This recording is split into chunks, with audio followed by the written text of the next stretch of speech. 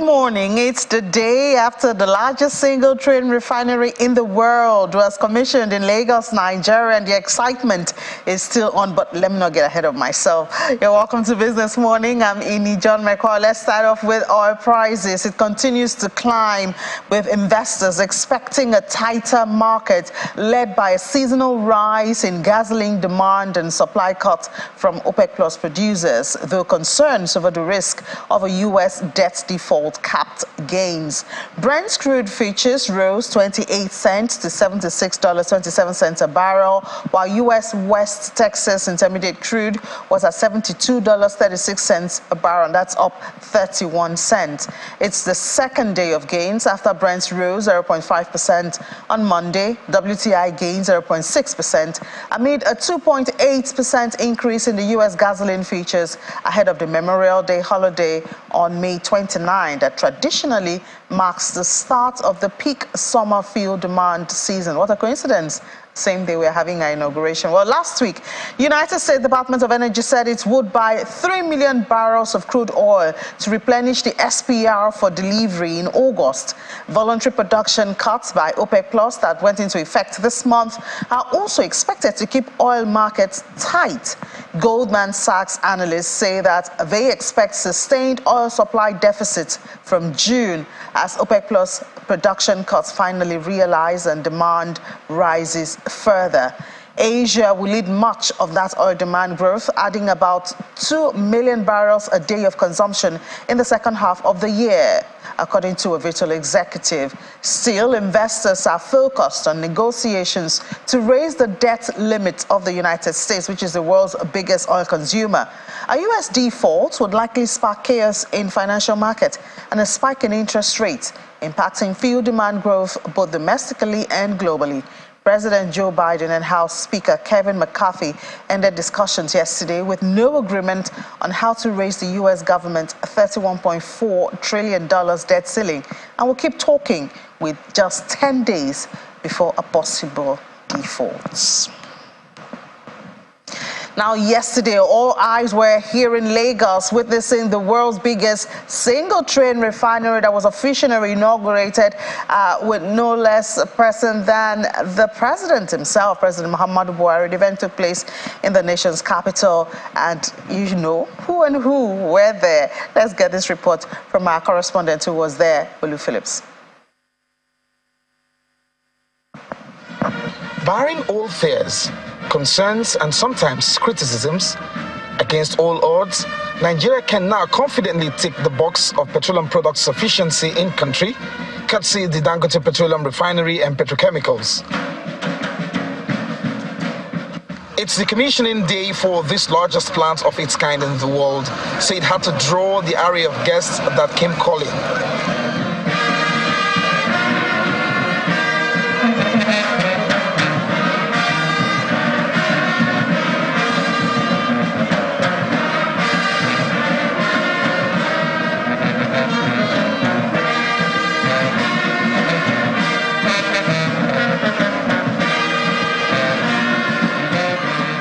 The president is here at this plant complex like he did last year, just as his arrival signals the beginning of proceedings.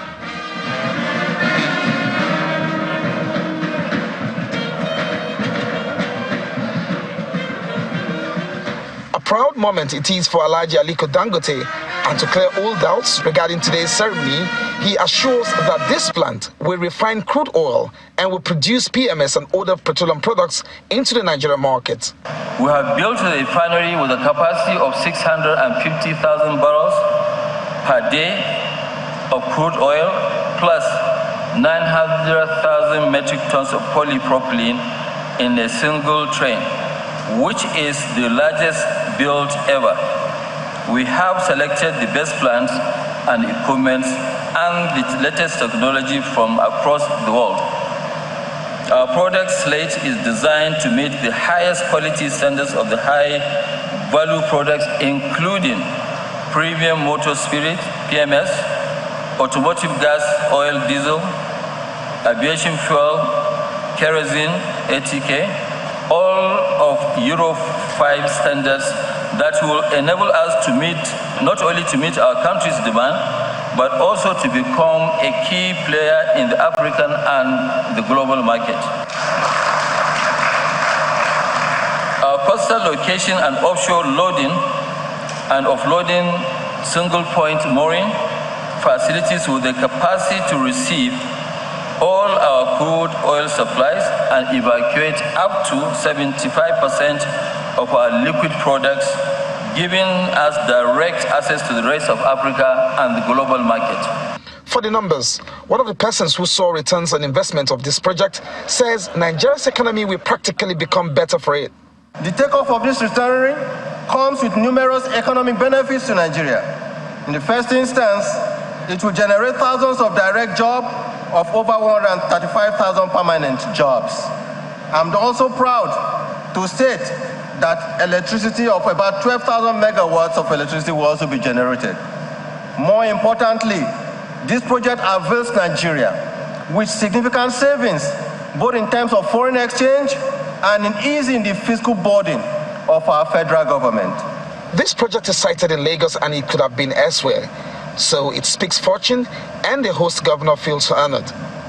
45 years ago, and you see the coincidence in the story, 45 years ago, who came to Lagos all the way from another mega city in our country, Kano, who saw the prosperity, the diversity of our country, who came with nothing, but in 45 years has built the biggest empire in the world for Africa. It's his last week at work before he bows out. It turns out to be a busy one, oiled by this historic event. President Muhammad Buhari has got some bragging rights here. I often sense a quiet expectation that our country is blessed with resources and human capacity to lead Africa's rise to economic prosperity and the attainment of Agenda 2063, the Africa we all want. But to achieve the goals of Agenda 2063, Africa must come together. We must integrate our economies, eliminate barriers to trade, and energize our youthful population to scale up our productive capacity.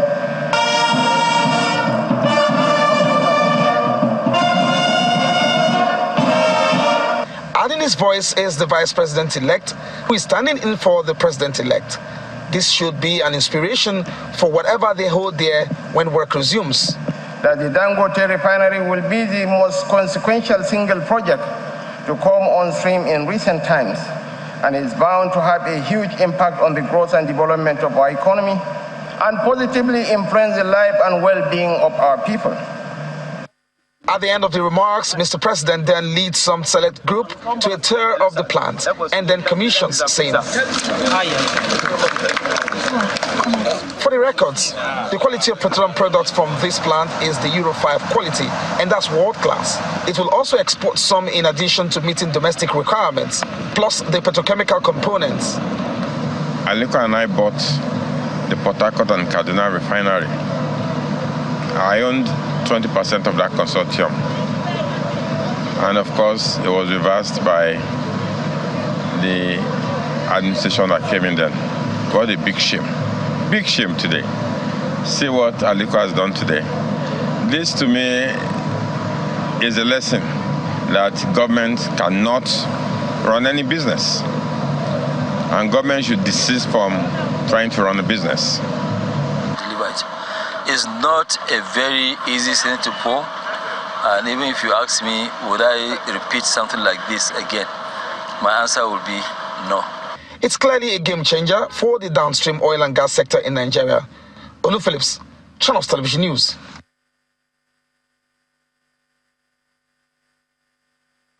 Hearing it there from the man that has all the eyes, saying if he had the opportunity or if he was asked to do it again, he would say no. Well, that tells you that this is actually not an easy feat at all.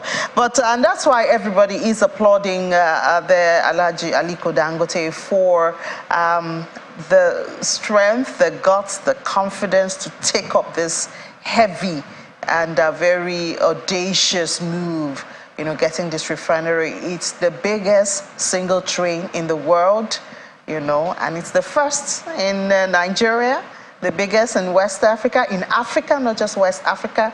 Obviously, a lot of firsts out there, so it's not easy.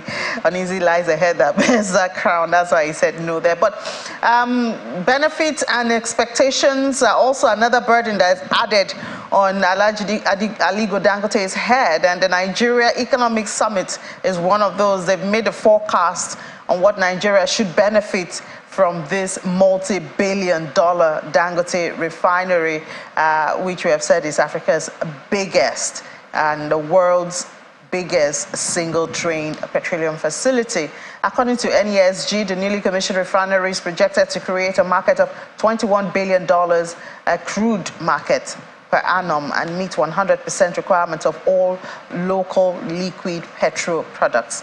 The NESG's data forecast shows that more than 117 tank farms will be created from this 650,000 barrels per day crude oil facility, with about 2,900 total tanker loading capacity, handling a total of 4,742 billion liters of refined petrol product, among a whole lot more. A whole lot more is what we're going to discuss now on this with Professor Damilola Olawi, Senior Advocate of Nigeria, joins us virtually now. Prof, good morning. I believe you're as excited and expectant as a lot of Nigerians are concerning this refinery that's just been commissioned. Good morning. It's a wonderful day. I mean, yesterday was a big win for the country and for the continent. When you look at the problem that we faced in this country over the years in terms of petroleum imports, just last year, we spent over $23 billion importing petroleum products. And that has been a recurrent decimal for the country for several years. So we were all looking forward to this day when we would have at least some sort of solution, homegrown solution to the problem.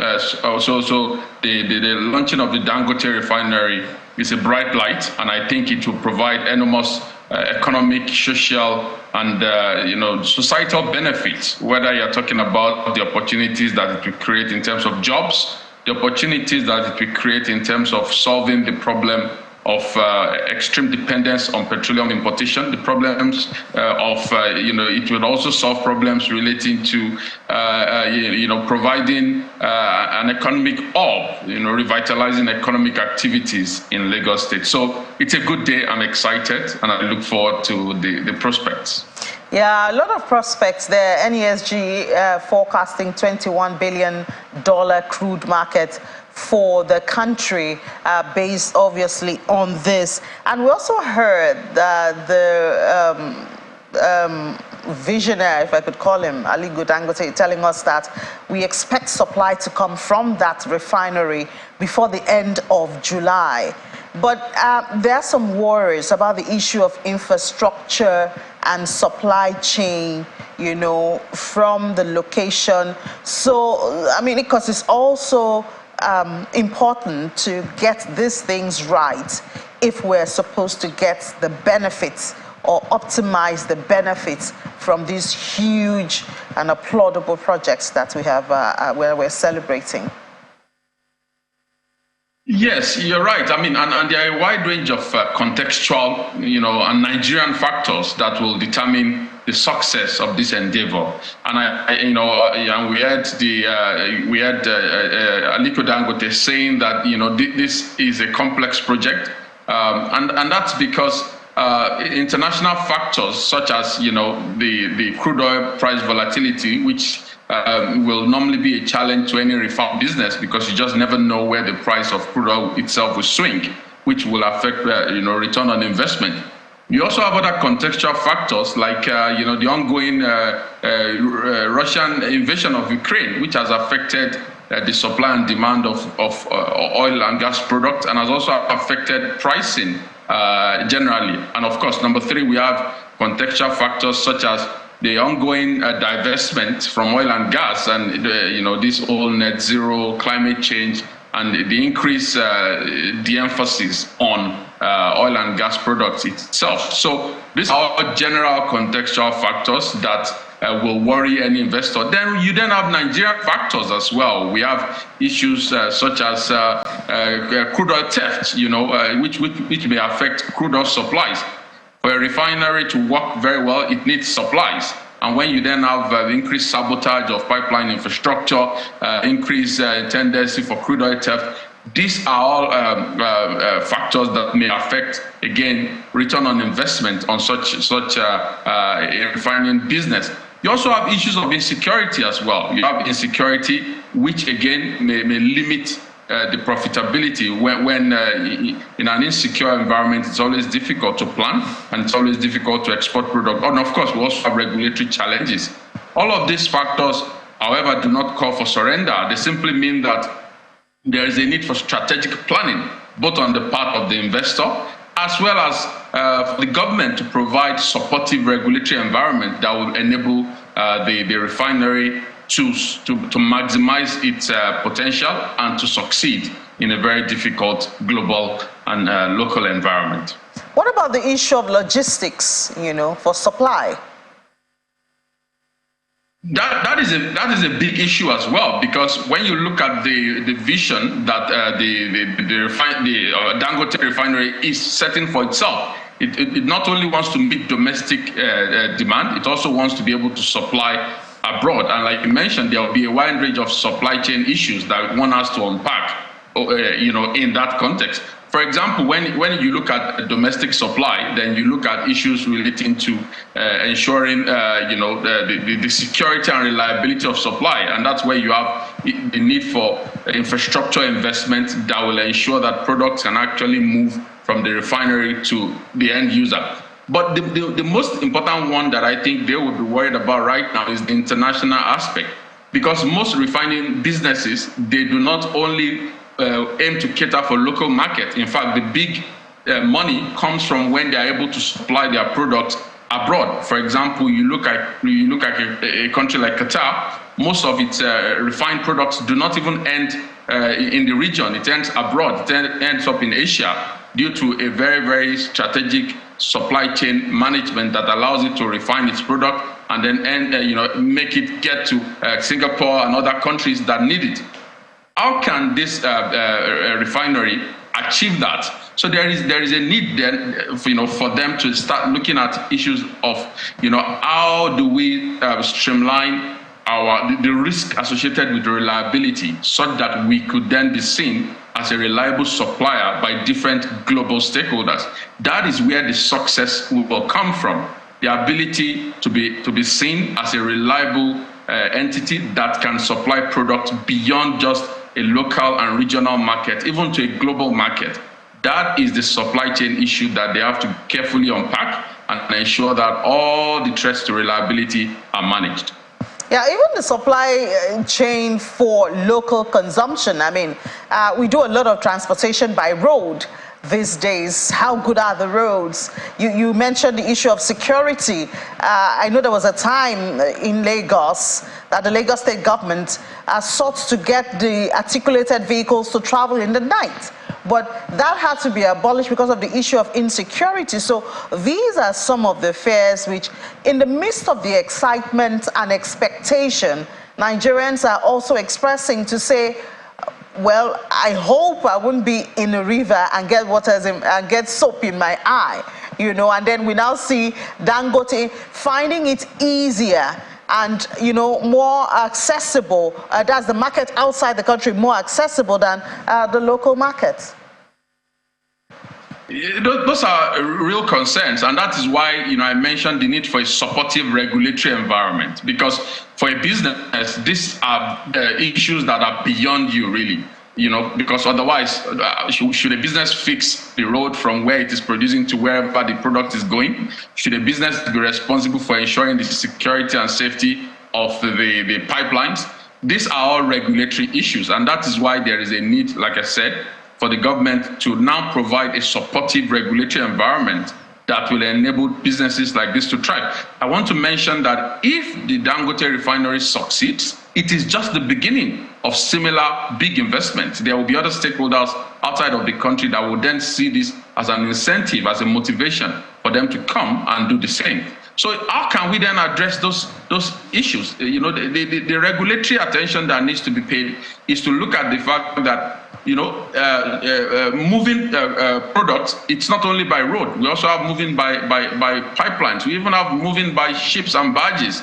But in all this wide range of transportation modes, there are concrete security problems which needs to be addressed through increased regulatory action by all the relevant stakeholders that are involved across the entire value chain of moving petroleum products from the refinery to the end users. So you're talking about issues such as enforcing our laws against sabotage and destruction of roads and pipelines. You are talking about increasing our maintenance culture of existing infrastructure so that they can support local businesses to be able to transport their commodities. You're talking about issues such as strengthening the active engagement of security agents and even other stakeholders that are involved in securing our roads and our pipelines, in maintaining them so that they can perform their functions to the optimal level. These are not issues for businesses to solve. These are regulatory issues, and I hope that the incoming administration can get to work to create the right and supportive regulatory environment for stakeholders like Dangote Refinery to thrive and succeed.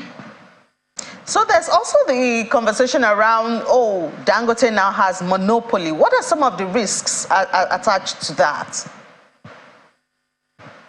You can only talk of a monopoly when you have a functioning system in place, and you are then worried that, this new entrant may capture the entire market. The Nigerian reality is the opposite. For many years, we have not had a functional refinery to meet our increasing demand. So I think every Nigerian should indeed be proud that we now have an homegrown solution developed by one of our own, and we should then see how this can be a foundation or an incentive for other stakeholders to see the Nigerian market as a very buoyant one for huge investments such as this. So I'm not concerned about the issue of monopoly, because I think private sector competitiveness, private sector innovation is often required to drive, competition, healthy competition.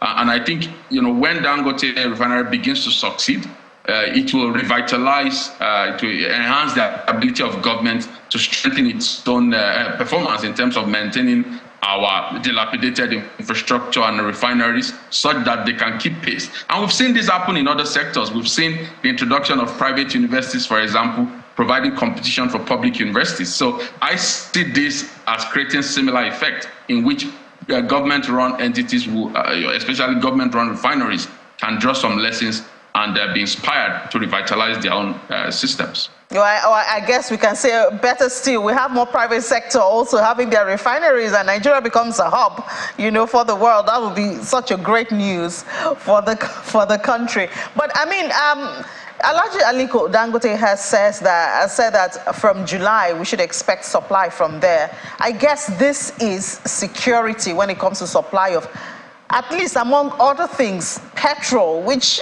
has been a huge headache to a lot of Nigerians with the queues we have been seeing at filling stations. So this should mean security in a supply of petrol, at least.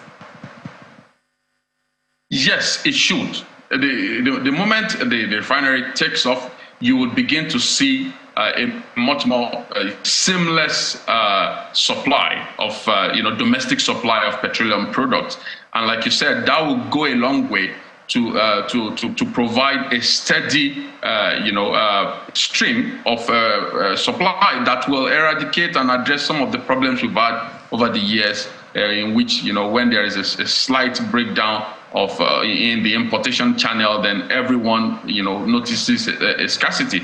But in this case, you now have the product being refined locally and being refined at the highest grade possible, so that it can be introduced into the market without the necessary bottlenecks that we've seen with importation. I think this is the key aspect. When it comes to reliability of supply, you see the energy security being advanced, the availability will be advanced, the accessibility of petroleum products will be advanced. And of course, the affordability I expect to be advanced as well, because this is coming at a time when everyone is talking about the removal of petroleum subsidies and all of that. So now that we have an homegrown refinery, when it starts functioning at its optimal, you would see that that stress that everyone expects from the removal of petroleum subsidy might actually be reduced by this homegrown innovation. So I think this will be a big win for energy security, both whether you are looking at it from the availability, affordability, and accessibility dimensions. All right, and I believe the derivatives also biggest on that list is the jet fuel, which showed the aviation sector some trouble last year. We hope all of that, of course, will be sorted. But thank you so much, Professor Damilola Olawuyi, Senior Advocate of Nigeria, for your time this morning. Congratulations to us. Thank you very much. All right, now we'll take a break, and during that break, we'll celebrate with GTEX. Remember, 2 weeks ago, we had Dr. Stephen Akintayo join us on the show, tell us how they're celebrating 15 years of existence with about 180 flats in Dubai. Well, they brought that celebration to Lagos, and we covered it.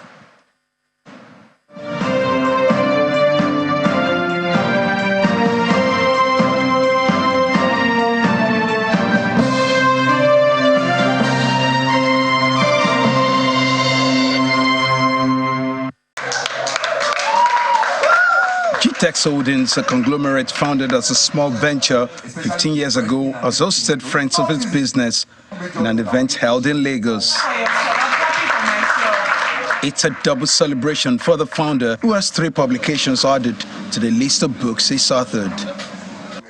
The event opens with the author summarizing the content of the 3 new books and why it would be a good read for everyone.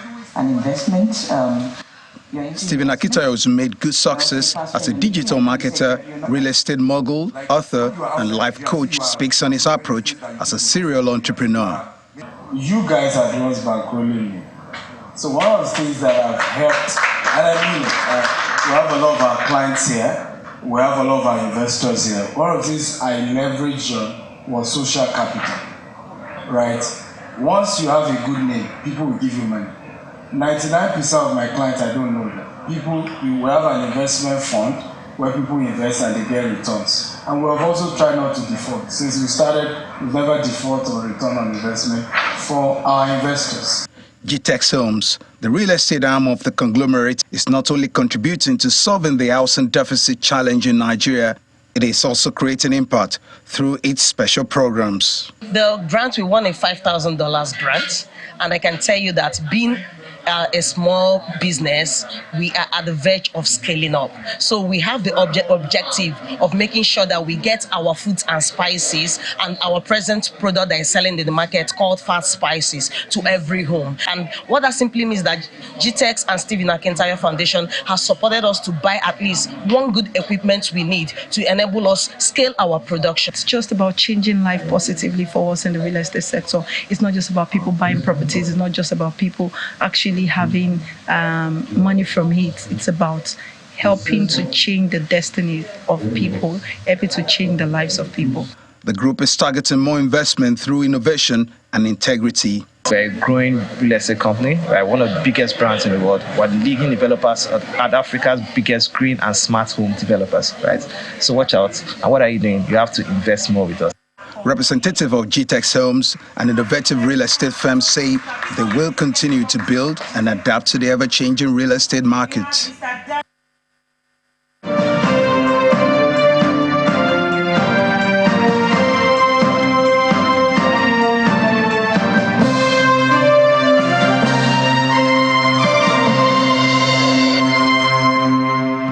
Welcome back. Still watching Business Morning here on Channels Television. As we speak, the Monetary Policy Committee of the Central Bank of Nigeria is meeting. The meeting started today, ends tomorrow. So by tomorrow, we do expect to get their decision. And here on Channels Television, as usual, we'll bring in you live announcement of that to hear what the MPC has decided. But now let's maybe talk around that and see what to expect from them. Joining us from Reading is Dr. Adesola Sumoni, Senior Analyst with Financial Derivatives Company. Hi, I know you're in the UK, but I mean you have your ears close to Nigeria, Adesola. So thank you so much for your time this morning. The MPC has started its meeting this morning. What is FDC expecting or projecting?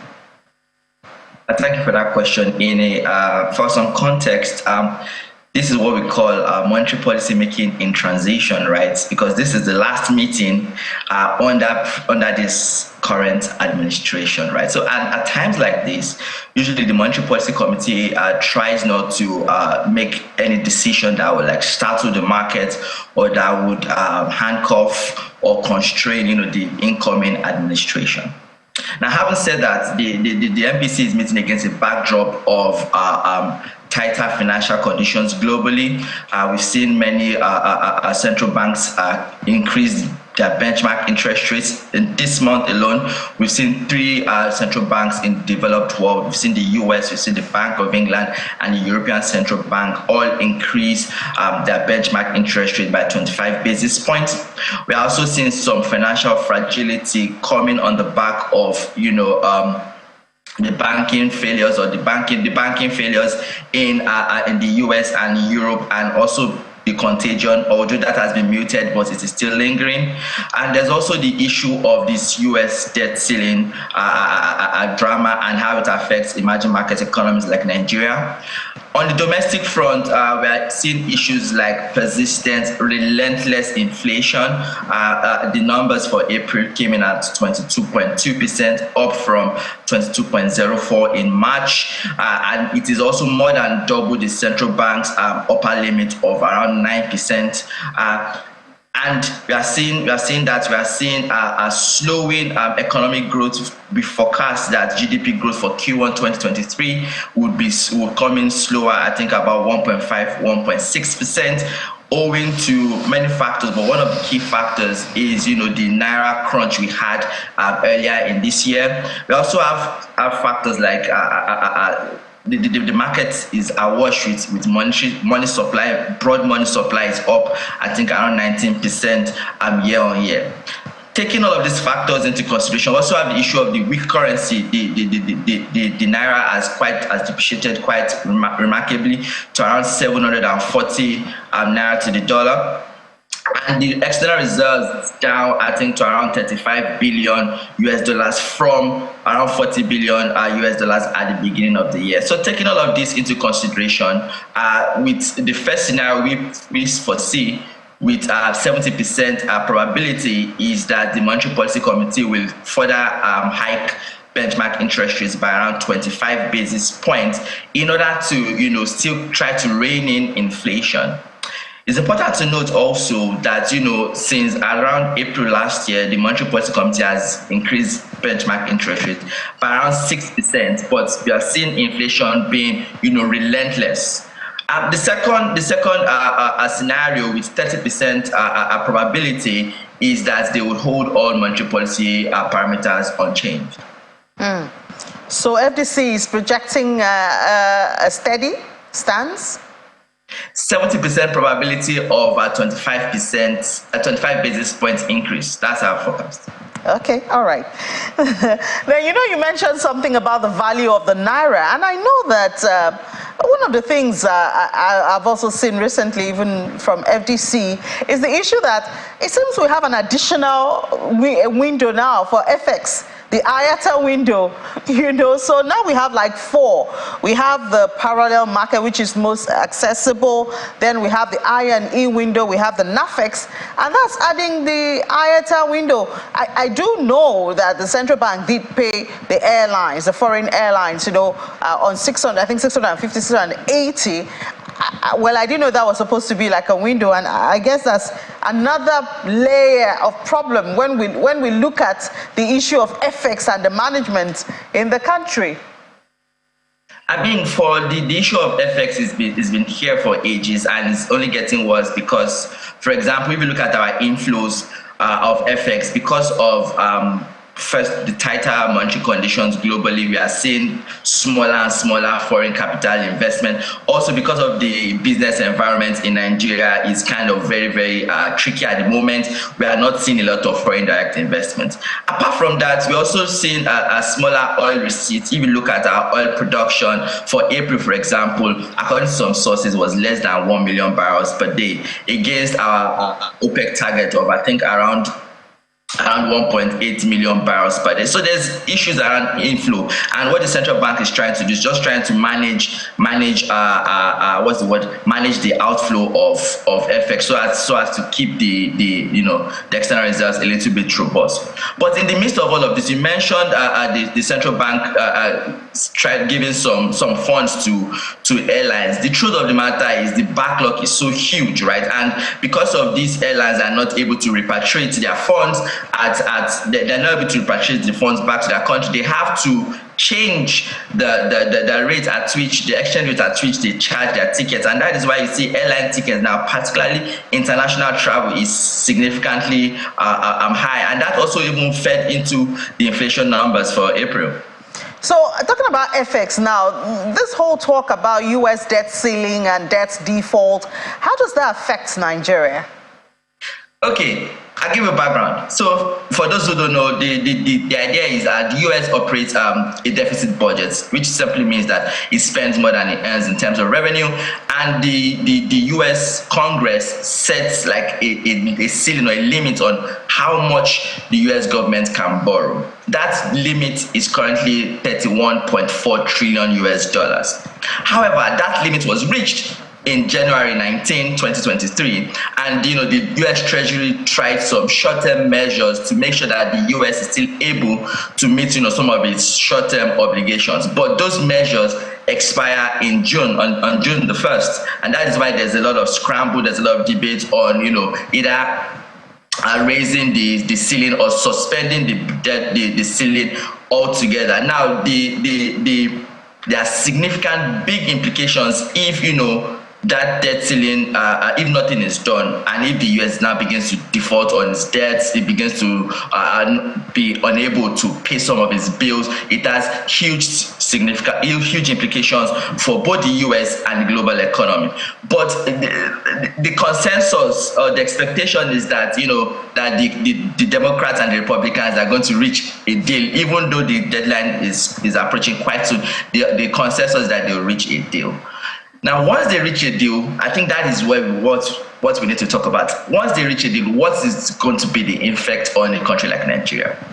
What would happen is that the U.S. Treasury would try to, shore up some of the cash it has used in this period since January up until now. It's going to try and shore up some of the cash reserves to boost its buffers. So it's going to be selling a lot of treasury bills. So there's going to be like what's it called, a sharp drain of liquidity out of the banking system because of the treasury will be selling a lot of treasury bills and bonds. So there will be a sharp drain in the liquidity in the banking system.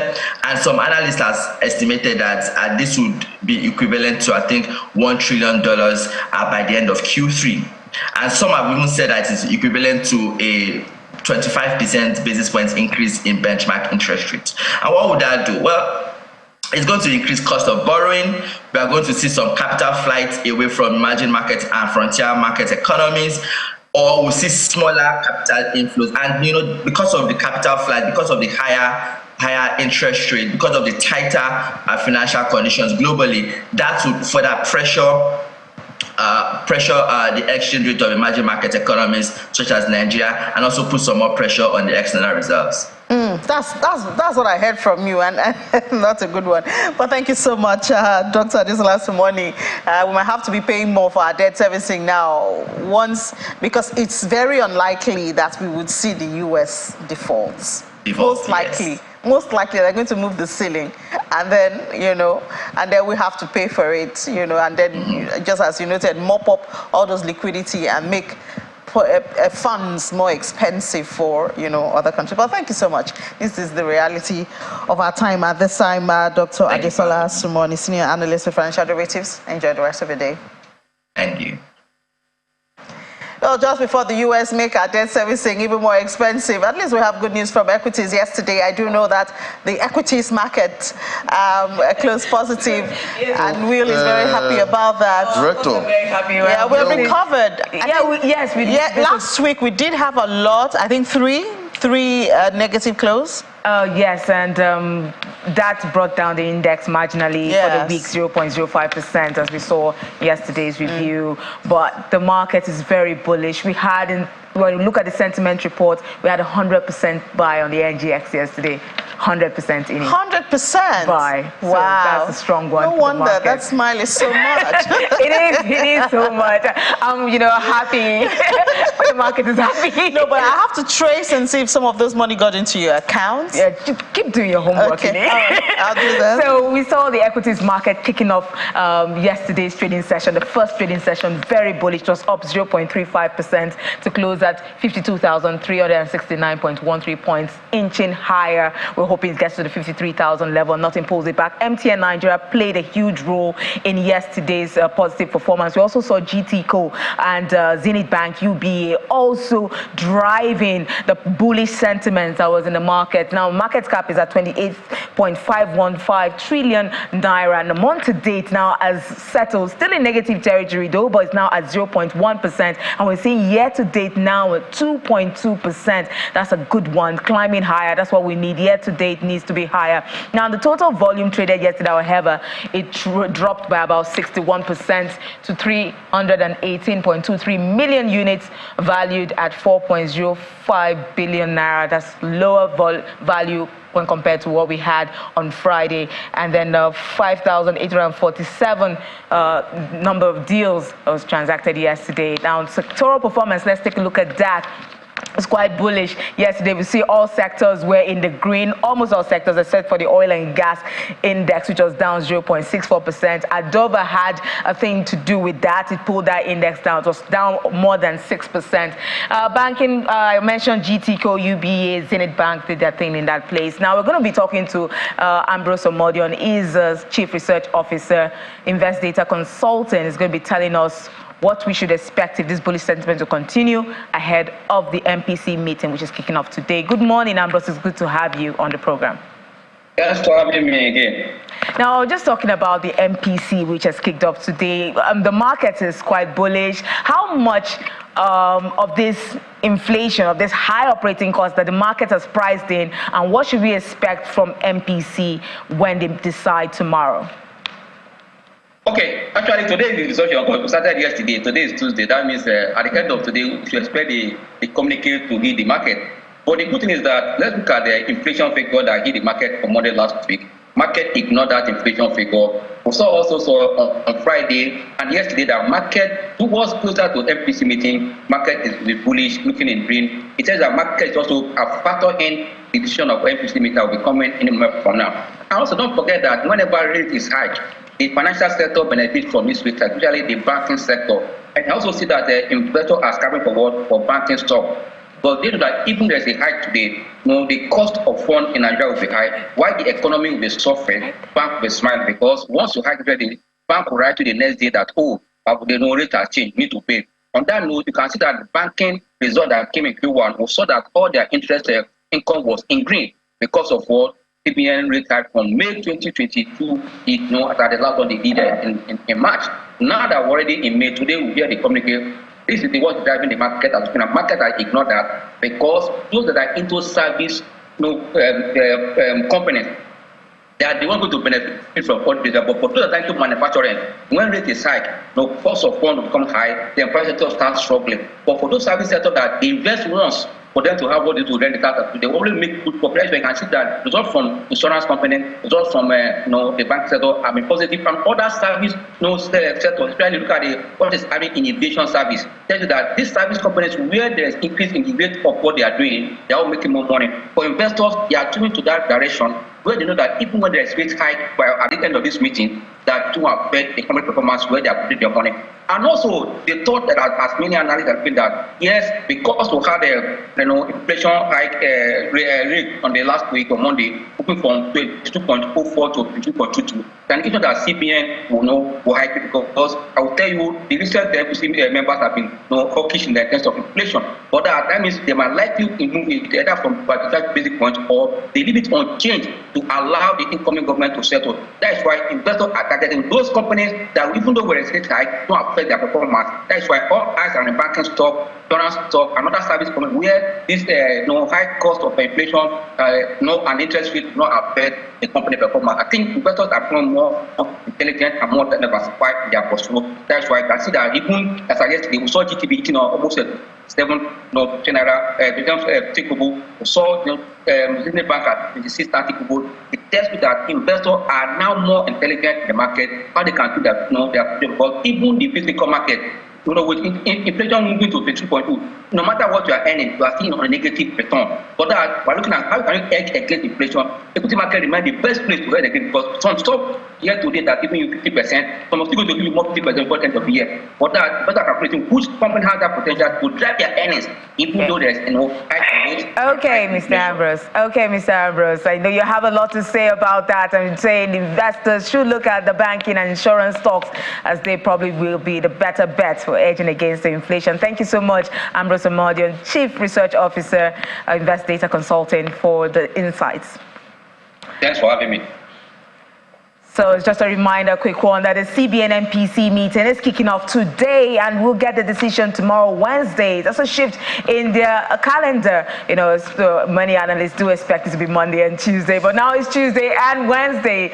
So we're looking out for tomorrow's decision from the CBN. We saw banking stocks yesterday dominating trades, and we also see the NASD unlisted markets also rebounding in yesterday's trading session. So we're looking for, the market has not reacted in any negative way. There's not been any pullback ahead of the MPC meeting. Yeah, so we're just hope the expectations are a bit high. Well, I guess it also begs the question, how much impact do the MPC decision have on the market? How much has it had in the past? How much do we expect it to have? How much have they really priced in? Maybe like they're expecting it, nothing will shake them. They're ready to go.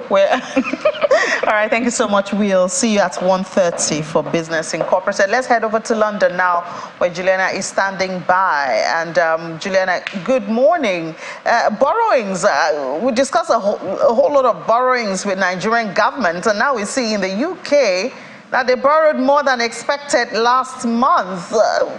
Ours is normally for infrastructure, at least on paper. I don't know what do they borrow for mostly in the UK?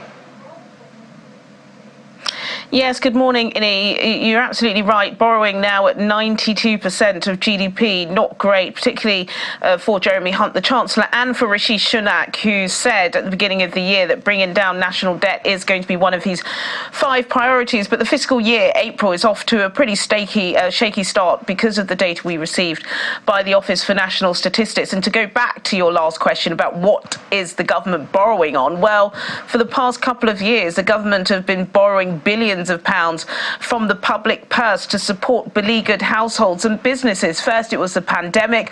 Of course, we had that very successful furlough scheme, which was doled out to millions of workers who were told to stay at home. We're still catching up on payments for that. And then, of course, there has been the energy support that the government has been putting in place since the start of the Russian invasion of Ukraine in February last year. This is all adding up, and it is going to be a political headache for the Prime Minister, because we know we're heading towards a general election. The data does show us that the Labour Party are set to win, and one of the only ways that the Conservative government are able to get the support from their stronghold is to cut taxes, and the government just can't afford to do that at the moment. So we have had the data, and it does show that in the month of April, the government borrowed £25.2 billion. If you compare this to this time last year, the government borrowed £13.2 billion. So you can see significantly how that war and providing support for those who are unemployed or those who are disabled during the energy crisis has really taken off most of the money in the coffers. The good thing is, according to the Chancellor, who's been reacting, of course, to this data this morning, is that debt will go down and that they're going to have to be some difficult decisions. One of them is how they negotiate with unions. I believe there are going to be further strikes from junior doctors because they're not happy with negotiations at the moment. So yes, Inni, it's not just Nigeria that's in debt. Britain is significantly in debt. 92% of GDP. It's quite extraordinary, actually, but of course the headlines won't talk about that. They'd rather talk about those in the global south.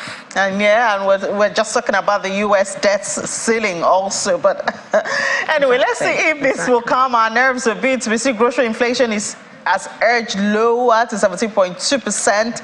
I wonder if this is reflected in the cost of living crisis.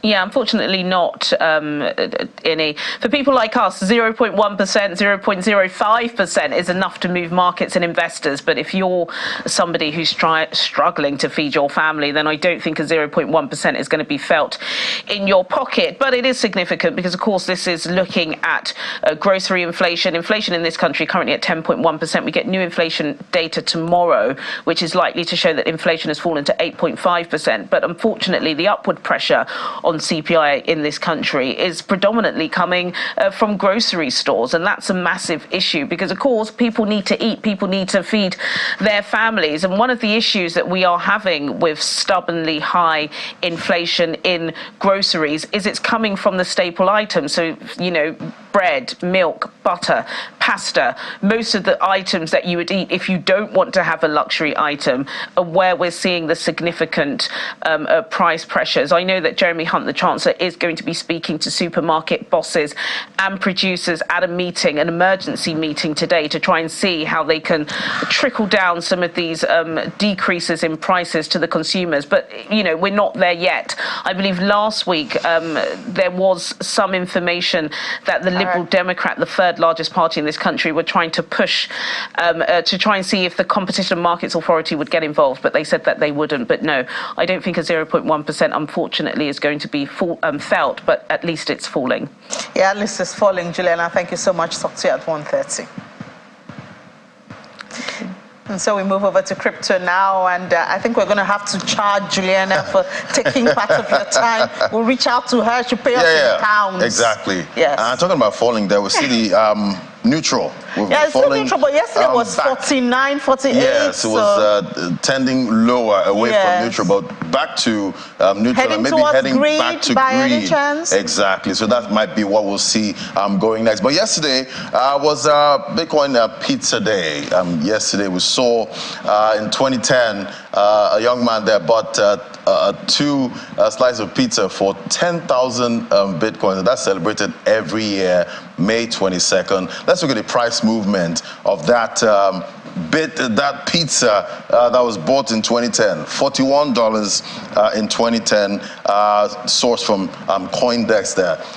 Fast forward to 2021, that same pizza, 10,000 Bitcoin cost $690 million. That was when Bitcoin hit the high, about $69,000. Then we see 2023, right now, that pizza is worth $270 million. That was worth $41 in 2010. Quite an incredible run for that pizza. Let's bring in Rume Ofi now, financial market analyst. Hello, Rume. Morning. Morning, Rume. Yeah, quite expensive pizza. I know you also celebrated Pizza Day yesterday, but I'm sure you don't want to be that guy, this guy that bought pizza with 10,000 Bitcoins. What's the significance of this day, really? Yes, so this is the first transaction for crypto, the first transaction for the crypto industry, and it's significant. It means that crypto Bitcoin can also be used as a form of exchange right about then, it was, I think, about 0.0041 per Bitcoin. 2010, May 22, Lanslow, the programmer, actually bought 2 slices of pizza for 10,000 BTC. Then BTC doesn't really have this publicity that it has now. But that actually, this is going to be a story that will be told over and over again in years to come. But I think there's always a starting point. So, but again, these events give an opportunity for people to buy and keep their cryptocurrency. So one will also ask a question, the why buy and hold, where the idea of Satoshi Nakamoto is to transact over the internet using Bitcoin. You know, so these are the discussions being that are coming up as at yesterday, or when this is commemorated. I think this should be the most expensive pizza ever bought in history. Yeah, quite an incredible pizza. Then I hope he enjoyed. Exactly. Yeah, I hope he enjoyed eating that pizza back then in 2010, because looking at it right now, it'd be quite painful, you know, looking at the price movement. But thank you so much. We're out of time now. Thank you very much, Ladi. Your perspective. Thank you. All right, so that's it. I don't know if you want pizza later on today, but I will not use my Bitcoin to buy pizza. Yeah, you can just. I will not. Yeah, but at some point you might have to transact with it. All right, thank you so much, Ladi, for that. So that's it on the program today. Thank you so much for being a part of it. Go out there, make the most of it, make your dream come true, and make some money to your account. Will Ibong will be here at 1:30 to give you updates from the world of business. She'll also give you the stock market report. I'll see you tomorrow, God's grace, for another exciting episode of